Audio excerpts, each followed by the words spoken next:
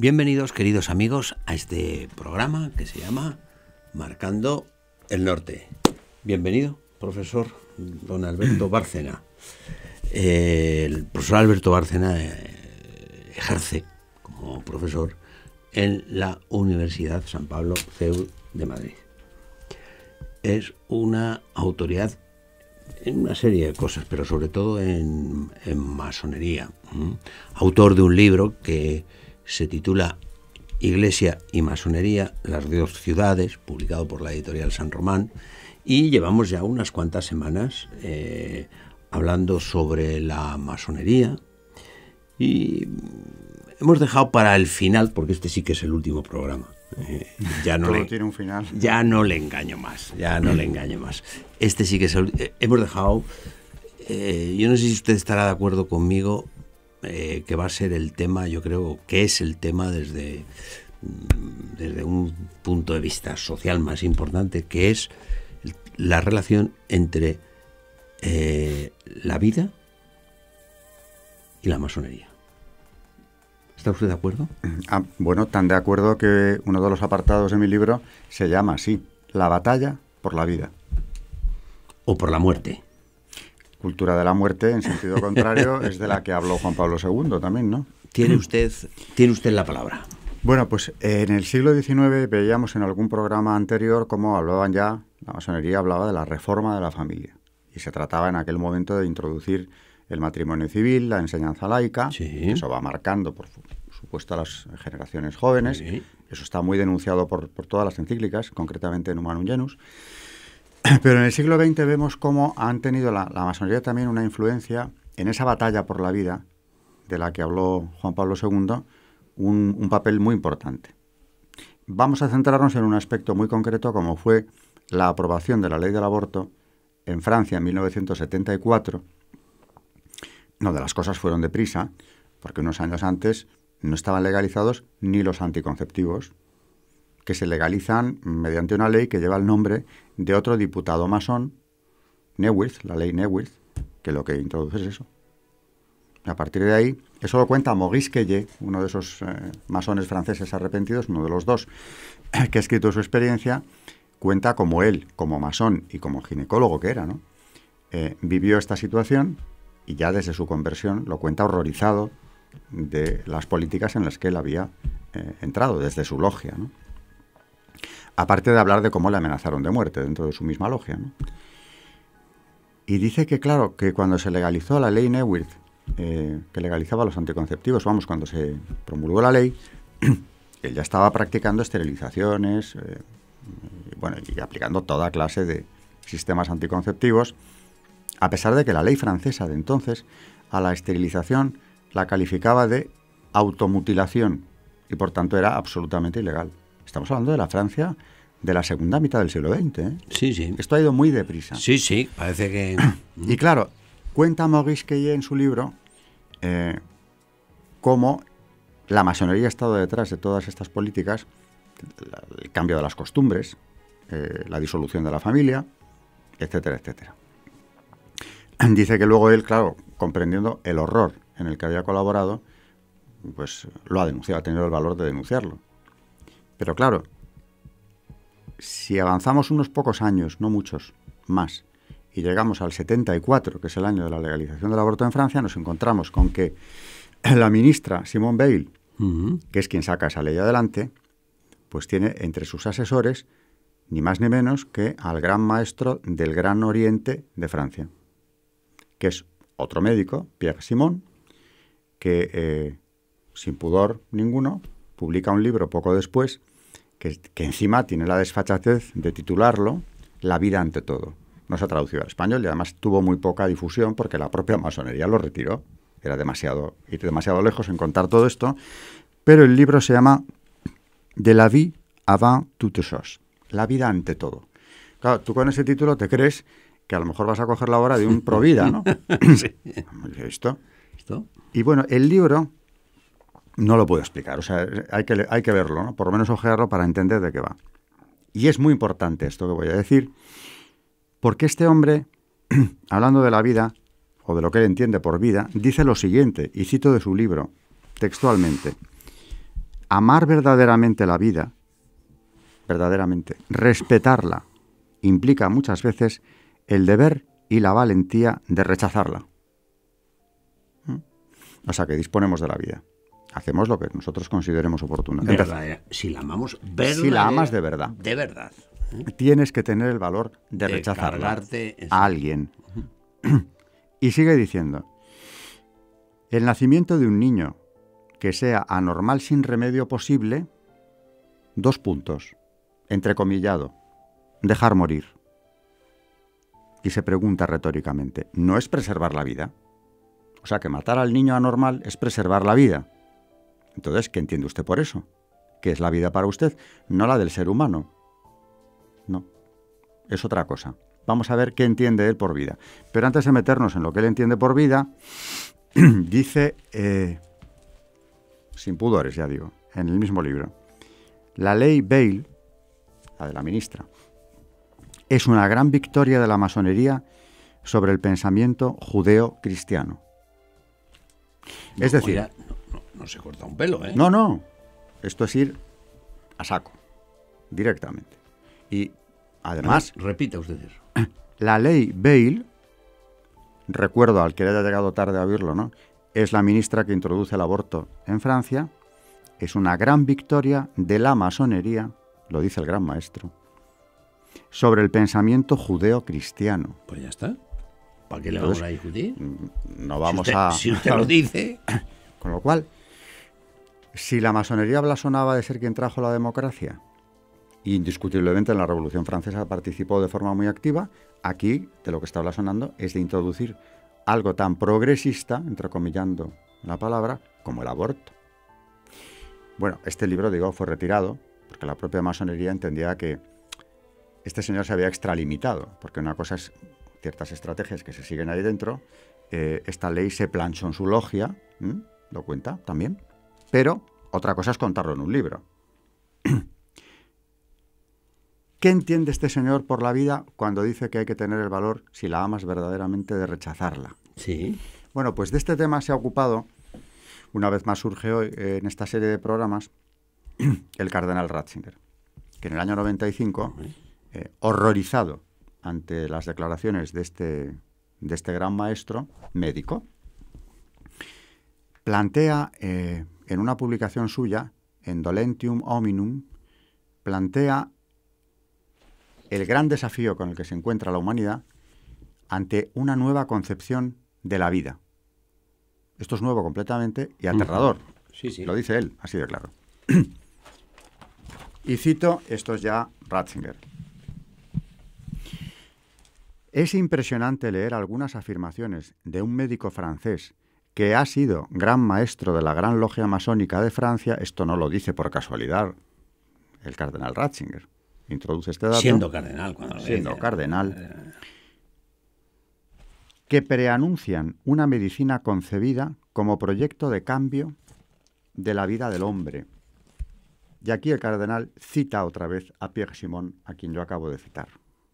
Lo que leo a continuación, por tanto, es del gran maestro. Si la gran victoria de la medicina en el pasado fue la de hacer retroceder la muerte, la segunda victoria será la de cambiar la noción misma de vida. Claro. Esa es la gran victoria, la que viene ahora. Amar verdaderamente la vida. Suprimirla. Claro. La vida humana, sigue diciendo Pierre Simon, pierde hoy el carácter absoluto que tenía en el Génesis, o en Aristóteles, o en Buffon, para ser un concepto que se modela y desarrolla conforme a las leyes, a las ideas, al conocimiento. Es otro concepto. No es un valor absoluto. Lo dice él. Y sigue diciendo, la vida es lo que hacen los vivientes. Vivir la vida. Por eso el amarla, yo amo mucho la vida, soy un vitalista, porque me lo paso bomba siempre que puedo. Ese es el concepto que él ya que el Destripador, que se lo pasaba muy bien, pues era un amante tener un amor a la vida extraordinario, ¿no? Si era un disfrutón, pues... si disfrutaba... La vida es lo que hacen los vivientes, dice Pierre Simon. Es la cultura la que la determina. Claro. Y sigue. Y nosotros somos muy conscientes de que esta batalla no es solamente técnica, sino más bien filosófica. Y aquí el Papa, yo les he copiado a los papas esta técnica. Cuando quieren subrayar algo, en las encíclicas lo ponen en cursiva. que eso no lo hacemos. En el mundo académico, No. la cursiva se dedica a otras cosas. Pero me parece una técnica buenísima, porque sin grandes alharacas de repente te aparece una cursiva en un documento pontificio y dices, uy, a ver, ¿qué está diciendo ahí? Y aquí lo pone en cursiva. No era papa, era cardenal, pero utiliza la técnica pontificia, ¿no? La vida como material. Ahí está la clave. Es que esta frase es brutal. La vida como material. Esto es Pierre Simon, solo que Ratzinger lo pone en cursiva. 2 puntos. Este es el principio de nuestra lucha, un material. Aquí está justamente la idea motor, plantear el principio según el cual la vida es un material, Claro. en el sentido ecológico del término. O sea, como las plantas. Puedes eliminar plantas que no te apetece que estén o que no es conveniente que estén. Hay que plantar otra cosa. Y que nos corresponde a nosotros administrarla. Señores de la vida. Bueno, fin de la cita de Pierre Simon en el texto del cardenal Ratzinger. Interesantísima la cita y el texto Por de supuesto. Ratzinger. Y termina el cardenal diciendo, ciertamente, cuando uno se da cuenta de que de este modo todo puede estar a merced del poder y del poder del más fuerte, entonces surge el miedo, dice el cardenal. Ya lo creo que tenía razón el cardenal. Claro que surge el miedo. Ante una libertad sin ley, y cita él, Corintios 9, 21, se trata de huir refugiándose en una ley sin libertad. Es la otra oscilación, diametralmente opuesta al péndulo de una libertad que ha perdido su nexo con la verdad. Es decir, aquí estamos jugando con el concepto de ley natural, ley positiva, libertad y vida.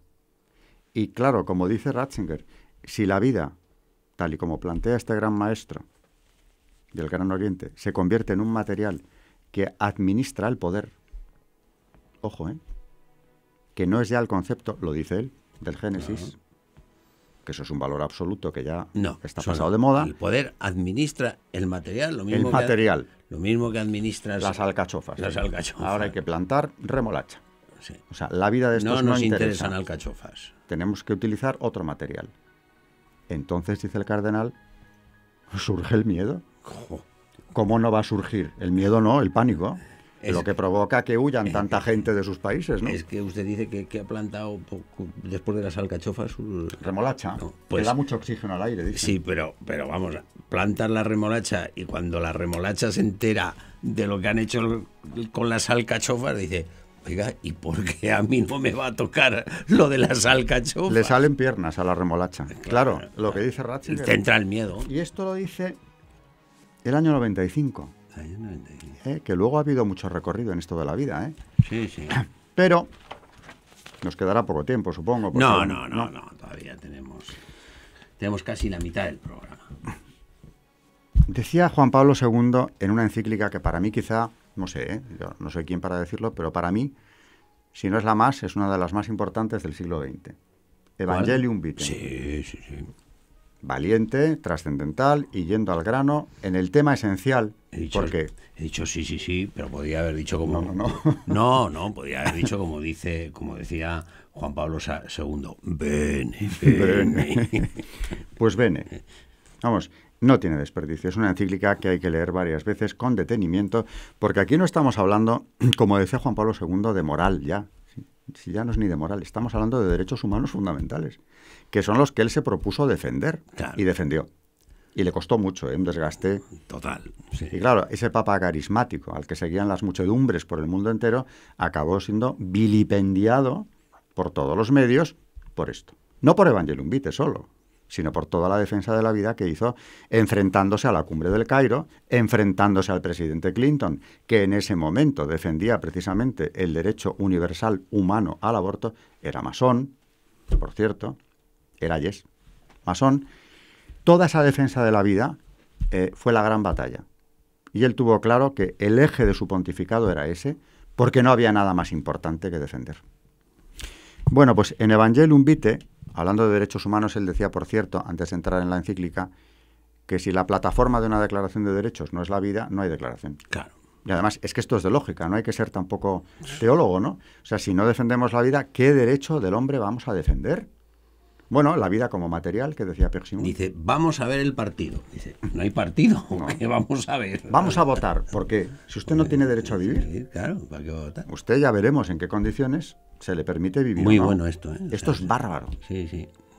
Plataforma a la vida, y sin eso no hay declaración de derechos. Claro. Señores, Bueno, no hay. Pero bueno, eso es iba a decir... y vamos a la encíclica. Y dice, hablando del aborto, porque ya, claro, yo les digo a mis alumnos, los de 20 años, ustedes han nacido ya con esta ley antigua, ya tenía años, ¿eh? Y claro, al ser humano le cuesta, y en Occidente especialmente quizá, disociar justicia de ley. La ley puede ser muy justa y totalmente ilegítima, pero ellos ya han nacido con eso. Y eso tiene una proyección didáctica, incluso la ley es didáctica. Te enseña, esto es ley.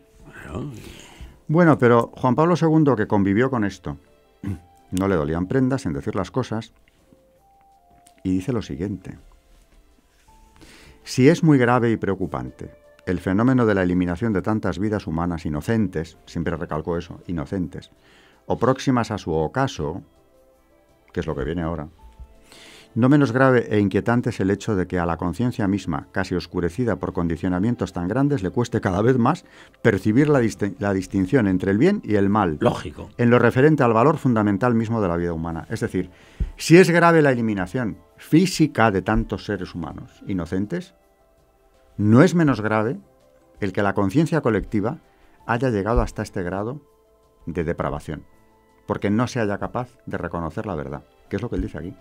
Y sigue diciendo: pero nuestra atención requiere concentrarse en particular en otro género de atentados relativos a la vida naciente y terminal, que presentan caracteres nuevos respecto al pasado y suscitan problemas de gravedad singular. Esto lo pone en cursiva, además. Por el hecho de que tienden a perder el carácter de delitos y asumir paradójicamente el de derechos. O sea, lo que era delito hasta ahora mismo se convierte en un derecho.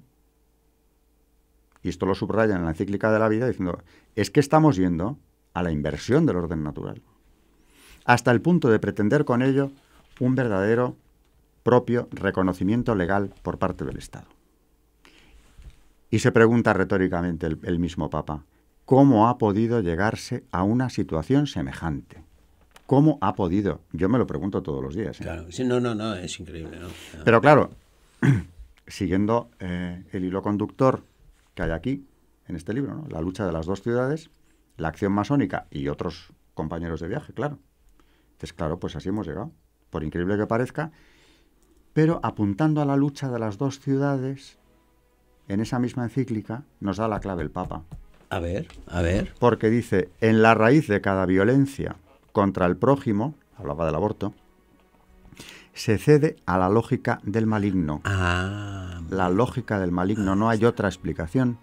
Es decir, de aquel que era, entrecomillado, homicida desde el principio. Juan 8:44. Esto está en el Evangelio de San Juan. El homicida desde el principio está cediendo a la lógica de él, como lo recuerda el apóstol Juan.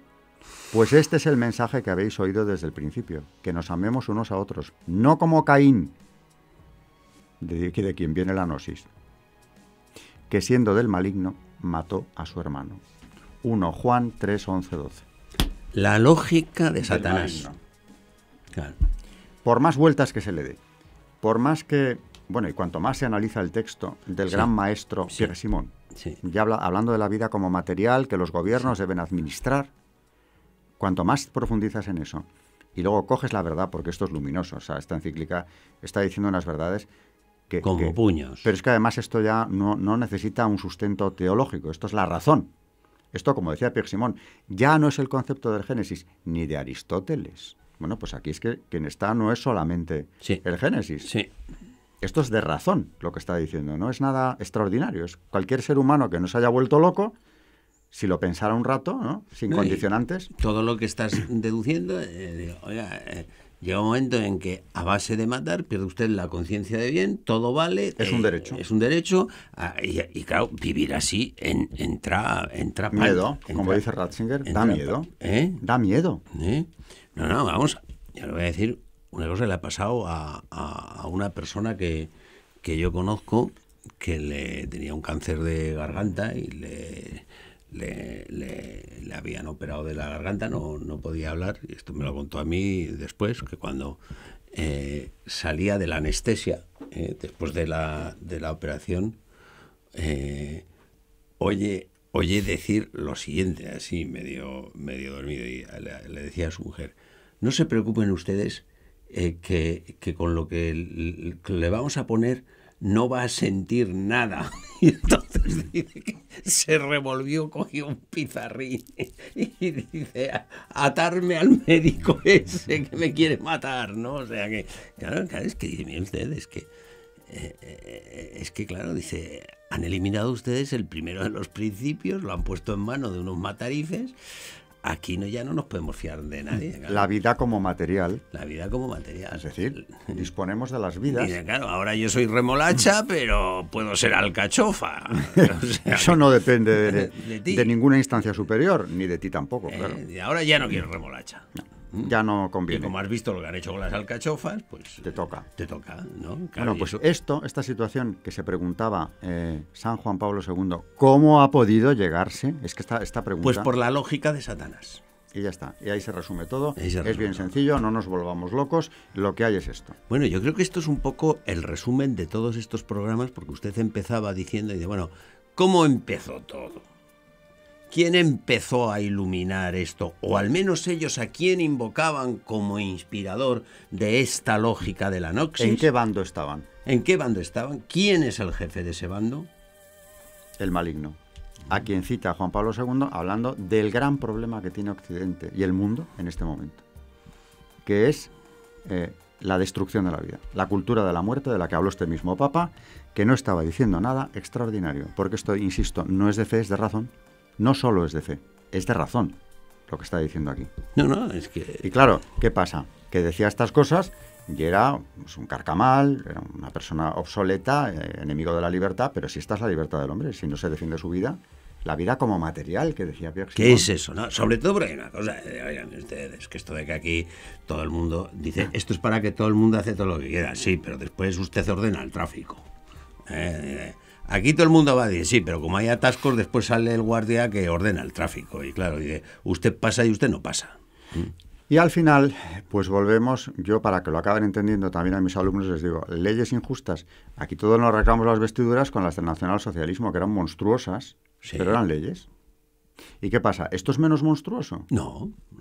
Ha provocado más víctimas las leyes abortistas después de la Segunda Guerra Mundial que las guerras nazis. Bueno, vamos a ver, ha habido años, porque el otro día mis propios alumnos que me traen estudios de estos, ha habido años de 43 millones de muertos. Años solo. O sea, el libro negro del comunismo son 100 millones. Eso en 2 años ya está hecho. Claro, dicen, bueno, es que... Y luego yo quiero insistir, por si alguien ha llegado tarde, ya no solamente es la destrucción de tantas vidas inocentes. Yo recuerdo a Juan Pablo II diciendo eso, no permitáis la muerte del inocente en Madrid, en su primer viaje. Sino que esto ha traído una degradación moral de la sociedad, donde además, claro, ¿cómo no vas a relativizar después de esto? Absolutamente todo. Cuando él dice lo que era delito se ha convertido en derecho, paradójicamente, la sociedad no es capaz de percibir siquiera el mal en el que está inmersa. Está claro. Entonces, ese es el daño. ¿De dónde arranca todo esto? Hombre, es la lucha del bien y del mal. Tiene 2000 años, como decía el presidente masón de México, Portes Gil, en 1928, ¿no? La lucha se inició hace 2000 años. Como era, hay 2 ciudades. Una que piensa que la cruz de Cristo es una cruz. Las 2 ciudades, dice textualmente León XIII, uno de los 2 bandos, el humano linaje está dividido en 2 bandos diversos y adversos. Uno lucha por todo lo que es la virtud y la verdad, y el otro por cuanto es enemigo de la verdad y la virtud. Bueno, pues con ese resumen de todos estos programas, de ese libro suyo que yo recomiendo a nuestros espectadores que tengan y que consulten, el libro de Alberto Bárcena, Iglesia y Masonería, las 2 ciudades, publicado por la editorial San Román. Despedimos toda esta serie de programas, despedimos al profesor Alberto Bárcena dándole muchísimas gracias por haber estado con nosotros, y nos despedimos también de ustedes, queridos amigos, por haber estado aquí, en este programa, que se llama Marcando el Norte.